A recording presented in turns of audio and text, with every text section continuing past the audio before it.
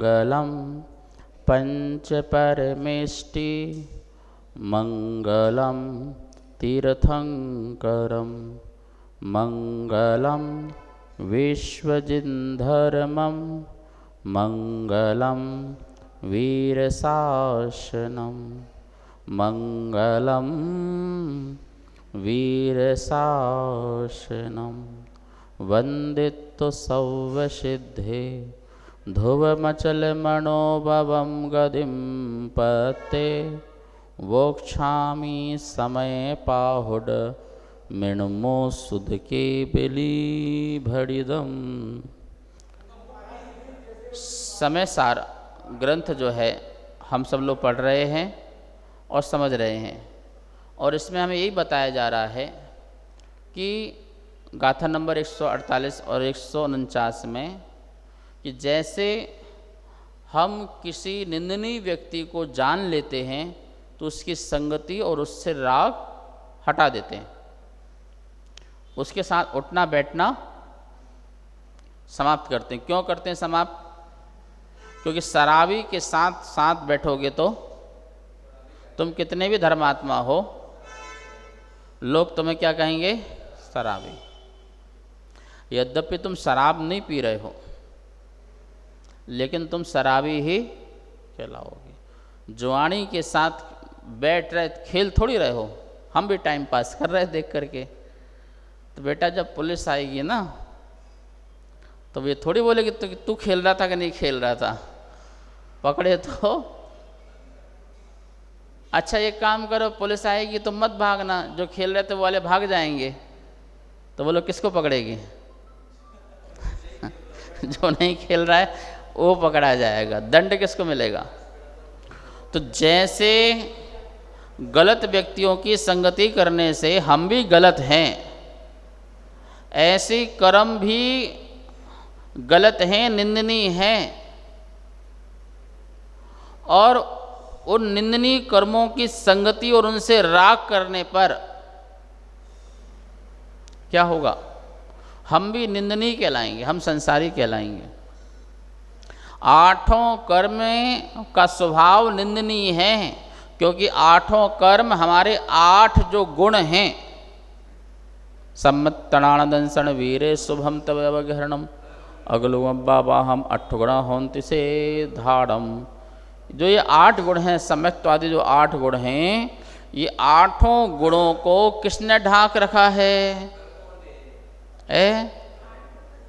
तो वो 8 कर्म की संगति करने लायक हैं फिर क्या? हम उनसे राग करने लायक हम हैं क्या? तो नहीं करना चाहिए। तो सच बताओ, मंदिर आकर के क्या तुम भगवान से ऐसी प्रार्थना करते हो, भगवान कृपा करो मुझसे मेरा घर छूट जाए, मुझसे मेरा परिवार छूट जाए, भगवान मेरी शादी ना हो, भगवान ये माता पिता मुझे कभी ना मिले जो मिले हैं आज, भगवान ये शरीर ना मिले कभी अब जो ये मिला हुआ है, ये जो बच्चा है ना बेटा मेरा था ही नहीं और मुझे कभी ना मिले। भगवान एक काम करो, घर मुझसे छीन लो,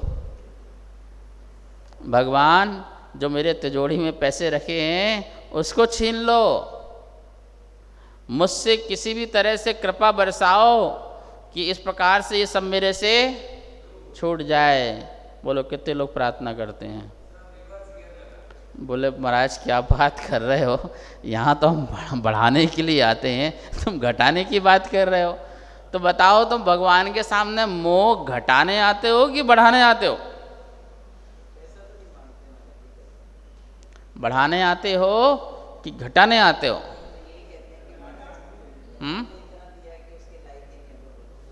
हम मोह से उसको बढ़ाने आते हैं, घटाना कौन चाहता है? घटाना कोई नहीं चाहता है।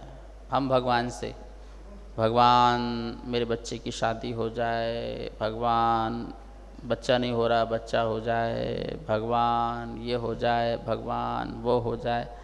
तो जो निर्मोही हैं वहाँ पर आकर के मोह करके हम संसार को बढ़ाने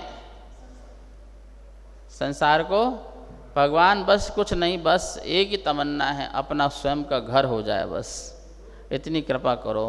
40 दिन तक लगातार अभिषेक करूँगा। कितने दिन तक? 40 दिन तक 40 बार 40 एक दिन में महाराज जी, एक दिन में 40 बार 40 पढ़ूंगा। और कितने दिन तक? 40 दिन तक। ये काम पूरा हो जाए भगवान, बस काम खत्म। कुछ भी हो जाए भगवान, महीने में एक बार तिजारा, एक बार महावीर जी, एक बार बड़े गांव, एक बार द्वारका, मैं जाऊंगा ही जाऊंगा, ये काम हो जाए बस। हम मोह को बढ़ाते हैं, निंदनीय लोगों, निंदनीय कर्मों की संगति करना चाहते। अरे भैया, परिग्रह परिवार जितना बढ़ेगा बुद्धि उतनी भ्रष्ट होगी, मति भ्रष्ट होगी। परिग्रह इकट्ठा करना आसान है, पर परिग्रह पाकर के मति को ठीक रखना बड़ा कठिन है। ये सब सामने देखते ही मति भ्रष्ट हो जाती है, मन भोग और भोजन में लग जाता है, विलासता का जीवन प्रारंभ हो जाता है। इंद्रियों को कैसे हष्ट और पुष्ट करें, इसके लिए ही 24 घंटे दिमाग के घोड़े को घुड़ाते रहते हैं। ठीक है ना? तो हमें मति भ्रष्ट नहीं करना। मुनिराज ने सब क्यों त्याग किया? न रहेगा बांस, न बजेगी बांसुरी। जब कुछ होगा ही नहीं अपने नाम पर, कुछ लिखा ही पड़ी नहीं है। ठीक है ना? एक व्यक्ति आए, बोले महाराज आपका भी आधार कार्ड होना चाहिए। मैंने बोले किससे लिंक करवाना है? कौन से अकाउंट से लिंक कराना है जो आधार कार्ड रखें? न जॉकेट है, न पॉकेट है, न बोट है, न नोट है, न दिल में खोट है। अब बोलो क्या करना है? बताओ सेठानी, क्या करना है? पर क्या करेंगे आधार कार्ड? तुम्हारे पास वैभव है, उसके लिए आधार चाहिए, और हमारे पास वैभव नहीं है, इसलिए हमारे लिए निराधार चाहिए।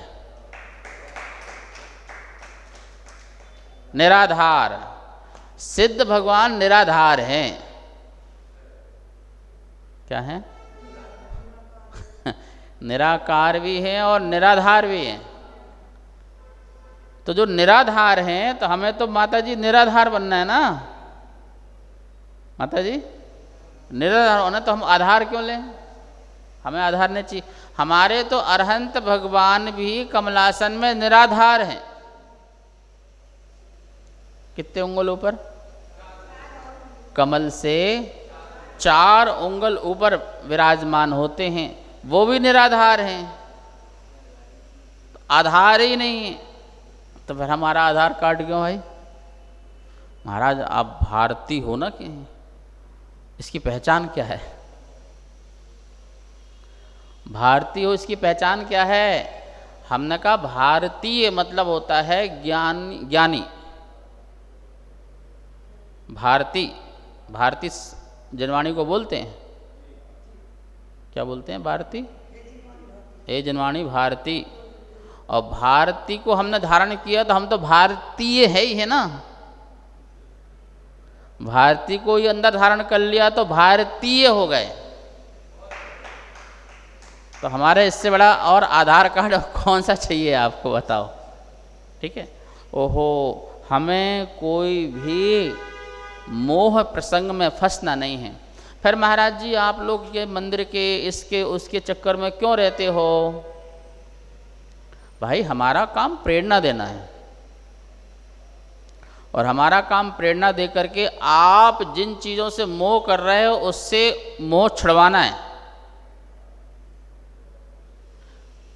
भारत में जितने भी मंदिर बने, जितने भी शिक्षालय बने, जितने भी चिकित्सालय बने हैं, क्या वो अपने आप बन गए? हर जगह साधु संतों की प्रेरणा से बना, और उनकी कृपा मानो कि उन्होंने उपदेश दे करके जो तुम जोड़ जोड़ के रख रहे थे उतने से तुम्हारा मोह कम कराया। कोई भी दिगंबर संत जो है अपने पास कुछ रखता नहीं है, जो कुछ भी है किसी संस्थाओं को प्रेरणा दे देते हैं। भैया आप काम कर सकते हो, चलो 5 लोग इकट्ठे हो काम करो, ये नई चीज़ बना दो जिन शासन की प्रभावना के लिए, जिन धर्म की प्रभावना के लिए। यही तो काम करते हो, क्या करते हैं? ठीक है ना। तो वो तो तुम्हारे मोह को कम करने में निमित्त बनते हैं, वरना आज तक किसने अपने मन से, बिरले लोग होते हैं, बहुत ही बिरले लोग होते हैं जो अपने मन से भैया हाँ हम प्रतिमा बनाएंगे, हम वेदी बनाएंगे, हम मंदिर बनाएंगे, हम जिन शासन की प्रभावना के लिए ये निकालते हैं, अपना द्रव्य निकालते हैं। अप्रकाशित शास्त्र हैं उनको हमें छपाने के लिए हम ये द्रव्य निकालते हैं। ठीक है ना। बच्चे लोग पढ़ें और हमारे धर्म की प्रभावना का इसलिए हम ये निकालते हैं। ऐसे कितने लोग हैं?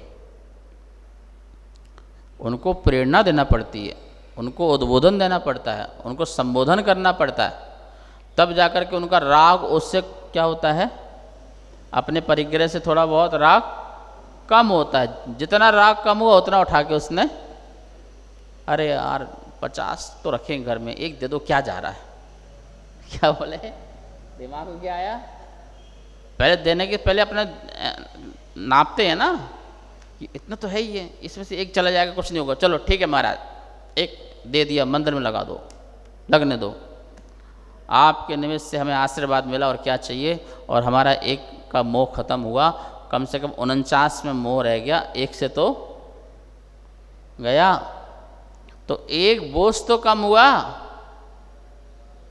50 किलो का बोझ लेके चल रहे थे और मुनिराज ने कृपा करके 1 किलो का बोझ कम कर दिया, तो उतनी राहत तो मिली नहीं मिली। और कोई मुनिराज आ गए ना तो पूरा 50 किलो कम करा देंगे, तो पूरी राहत महाराज जी के बाजू में बिठा देंगे, महाराज जी बना करके पूरी राहत मिल जाएगी। सबका त्याग, तृण तुस मात्र का मैं त्याग करता हूँ, अपने शरीर से भी मैं मोह नहीं रखता हूँ, मैं उसका त्याग करता हूँ। तो सोच लेना कि हम प्रभु के पास, गुरु के पास जब जाते हैं तो किस चीज़ की याचना लेके जाते हैं? इन निंदनीय कर्मों को समेटने जाते हैं या इन निंदनीय कर्मों को छोड़ने जाते हैं? यदि छोड़ने जाते हैं तो सबसे ज़्यादा छोड़ने लायक कोई चीज़ है तो वो मोहनी कर्म है। कौन सा कर्म है? मोहनी कर्म है। क्योंकि संपूर्ण रूप से यदि कोई कर्म पहले नष्ट होता है तो वो मोहनी कर्म नष्ट होता है, और वो मोहनी कर्म नष्ट हो जाए तो शेष कर्मों के लिए हमें पुरुषार्थ नहीं करना ज़्यादा। फिर मरे मराओं को क्या मारना, गिरे गिराए को फिर क्या गिराना? वो तो अब कोई कूद ही रहा है, उसे धक्का क्यों लगाना, वो तो कूद ही रहा है। फिर तो शेष कर्म तो चल मैं आया, ये है, समझ में आया ना। तो पहले मोहिनी कर्म, इसलिए कह रहे हैं कि मोहिनी कर्म भी बहुत निंदनीय कर्म हैं। तो जैसे कोई पुरुष निंदनीय व्यक्ति की स्वभाव को जान करके, उसकी प्रगति को जान करके, उसके सील को जान करके उससे उठना बैठना अपना बंद कर देता है, द्वेषवश नहीं, अपितु अपनी बदनामी ना हो उससे मध्यस्थ हो जाता है। क्या हो जाता है? क्या मध्यस्थ हो जाता है? तू जान तेरा काम जान भैया, हमें तुझसे न राग है और न तुझसे द्वेष है। पहले राग था तो आते थे, हम नहीं आ रहे इसका ये मतलब नहीं कि द्वेष नहीं है, हमें यहाँ भी रहकर तेरे प्रति दया है कि भाई तू भी ठीक हो जा, तुझको भी ज्ञान मिले, तू भी सही हो जा, ऐसा। तो हमें ना तुझसे राग है ना द्वेष है। ऐसे ही हमें पाप कर्म से द्वेष नहीं है और पुण्य कर्म से राग नहीं है। तो न राग और ना द्वेष। मतलब जो भी पाप के कार्य हैं उनके प्रति द्वेष का परिणाम नहीं, और जो भी पुण्य के कार्य हैं उनके प्रति कोई राग का काम नहीं है। ऐसे आत्मज्ञानी मुनिराज अपने अंदर समता लाते हैं, तो वो कर्म के आश्रय से, कर्म के बंध से और कर्म के फल से, दोनों से ही क्या हो जाते हैं, बच जाते हैं, दोनों से ही बच जाते हैं। ये बहुत सुंदर बात लिखी थी, ये 148 और 149 नंबर में। दोनों ही प्रकार के कर्म बंध के कारण होने से निषेध किए गए हैं। अब आपसे बोला जाए कि निषेध क्यों किया गया है, पुण्य को पाप को दोनों कर्म को निषेध क्यों किया गया है। ये बहुत प्यारी गाथा है, 150 नंबर की गाथा, मतलब कि पूरा समय सार का सार है। ये 150 नंबर की गाथा आचार्य विद्यानंद महाराज जी को बहुत प्रिय गाथा लगी और कंठस्थ कर रखे थे, समय समय सुनाते थे। मतलब कि पूरे जिनागम का भगवान का उपदेश, माता जी गाथा याद करना है वाले, ये वाला श्लोक लिख लेना और याद करना। जिनेन्द्र भगवान ने जितना भी उपदेश दिया है और वो सारा उपदेश का सार ये 150 नंबर की गाथा है। बस पढ़ो।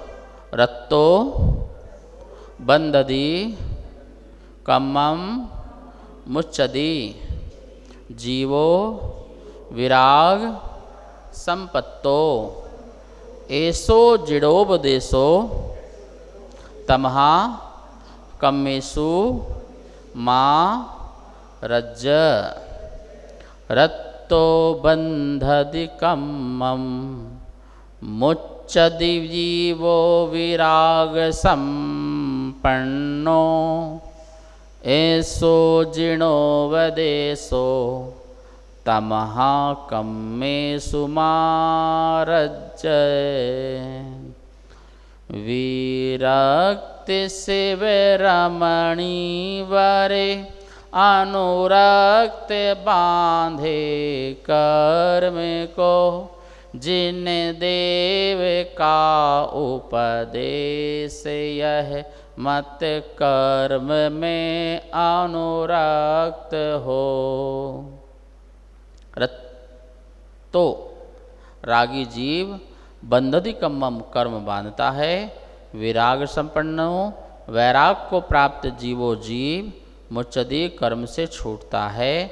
ऐसो यह जिणोपदेशो जिनेन्द्र भगवान का उपदेश है। तमहा इसलिए कम्मेषु कर्मों मतलब शुभाशुभ कर्मों में मारज्ज राग मत करो। इतनी सी बात है। ऐसो जिणोपदेशो पूरा जिन भगवान का उपदेश यही है। बस क्या है, राग से बंधते हैं और विराग से छूटते हैं। बस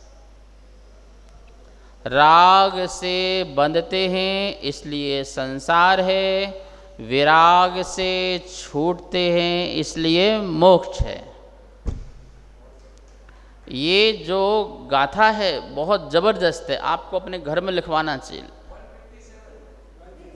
150 रत्तो बंददि कम्मम मुंचदि जीवो विराग संपन्नो ऐसो जिणोपदेशो तमहा कम्मेषु मां रज्जे।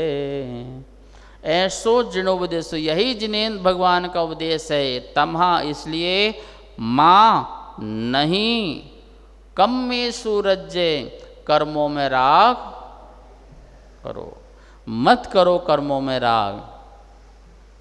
जिससे कर्म बनता है ऐसे व्यक्ति से और ऐसे वस्तुओं से राग मत करो। द्वेष इतना खतरनाक नहीं है जितना राग खतरनाक, क्योंकि द्वेष को तो हर व्यक्ति अधर्म मानता है। द्वेष के लिए तो हर व्यक्ति बोलता अधर्म है, छोड़ो इसको, लेकिन राग को कोई अधर्म नहीं मानता है, राग को सब धर्म मानते हैं। राग को क्या मानते हैं? अरे घर में कैसे रहना चाहिए? प्रेम से रहना चाहिए ना, घर में प्रेम से रहना चाहिए ना, बड़े प्रेम से रहो करो, स्नेह से रहा करो, हिल मिल के रहा करो, घुल मिल के रहा करो, तो कैसे रहोगे? और राग नहीं है, बिना राग के प्रेम से कैसे रहोगे? जब व्यक्ति से, सामने वाले से राग होगा तभी प्रेम से रहोगे। द्वेष होगा तो बेचैनी हो जाएगी, रहना तो मुश्किल, चेहरा देखना मुश्किल हो जाएगा। लेकिन जब उससे हमको राग है, प्रेम है, स्नेह है, क्या है? अंदर स्नेह है, अच्छे से खोज लेना, बिना उसके रह नहीं सकते हो।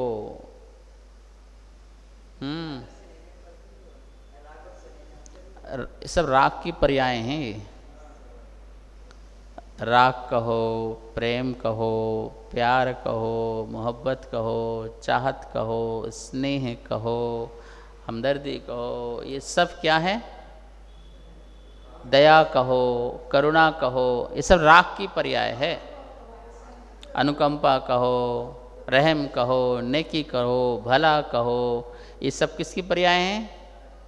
ये सब राग की पर्याय हैं। बिना राग के तो करुणा भी नहीं कर पाओगे, बिना राग के मुनिराज उपदेश ना दें। बताया था ना अभी मैंने। तो ये राग की अवस्थाएं हैं, जहाँ हम जिससे जुड़ते हैं उसका नाम राग, और जहाँ जिससे हम अलग होना चाहते हैं उसका नाम क्या है? द्वेष। जहाँ हम लोगों से हटना चाहते हैं इच्छापूर्वक, उसका नाम क्या है? द्वेष। और जहाँ हम इच्छापूर्वक उससे जुड़ना चाहते हैं उसका नाम क्या है? राग। और जहाँ ना हम छूटना चाहते हैं, जहाँ ना हम जुड़ना चाहते हैं, उसका नाम विराग, उसका नाम वीतराग। आई समझ में? ना हम छोड़ना चाहते हैं और ना, भैया आपने बहुत कुछ छोड़ा, अरे मैंने कुछ छोड़ा ही नहीं, मैं अरे कुछ था नहीं तो मैं छोड़ता कैसे? वो वीतराग है। छोड़ता कैसे? बोला आपने घर छोड़ा, अरे भैया घर नहीं छोड़ा, घर तो वही है, तो क्या छोड़ा? इस घर से जो राग था वो छोड़ा। तो मैंने घर कहाँ छोड़ा? घर तो वहीं के वहीं है, जहाँ की तहाँ है, संसार तो वहीं के वहीं है। ये राग था, उसको मैंने, ये मेरा है ऐसा जो भाव था, उस भाव को मैंने छोड़ दिया, तो वैराग हो गया। ये तो कह रहे रत्तो बंददि कम्मम, राग कम्मम बंददि, राग कर्म को बांधता है। अच्छा, तुम कह रहे हमें घर में रह रहे, हम राग थोड़ी है, नहीं है राग, तो संसार क्यों तुम्हारा? फिर तुम दुखी क्यों हो? अरे राग के कारण तो दुखी हो।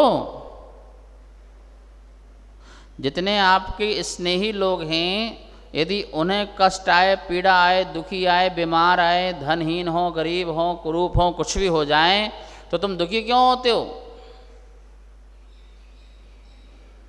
क्योंकि उनसे क्या है आपको?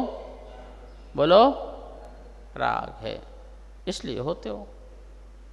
तो कहीं ना कहीं तुम जुड़ते हो तो दुखी होते हो।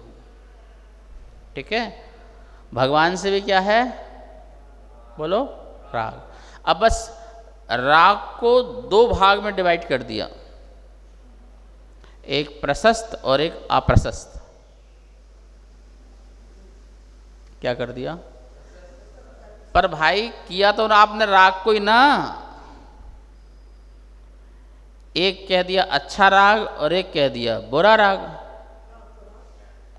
परिवार से राग करो तो बुरा है, और परमात्मा से राग करो तो अच्छा है। लेकिन द्वेष के दो भेद नहीं हो सकते, द्वेष के दो भेद नहीं हो सकते। द्वेष तो द्वेष ही है, चाहे तुम घर से करो चाहे भगवान से करो,